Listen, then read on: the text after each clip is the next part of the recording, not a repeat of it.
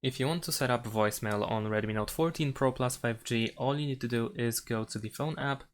Then in the phone app, you want to open the dialer and you want to press and hold number 1.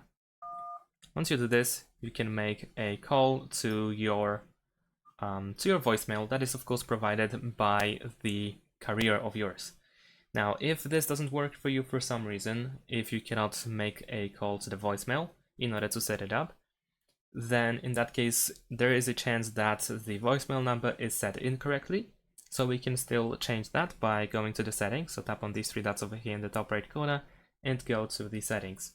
In the settings, you want to go to voicemail. Then optionally, you will need to enter to your SIM card. You will need to choose it if you have more than one. And then over here, you want to go to advanced settings, and here you can set up the voicemail number.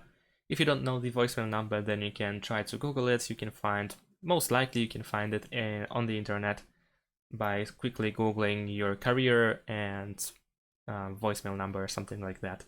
And then enter it over here, and you should be able to dial the voicemail by pressing and holding number 1.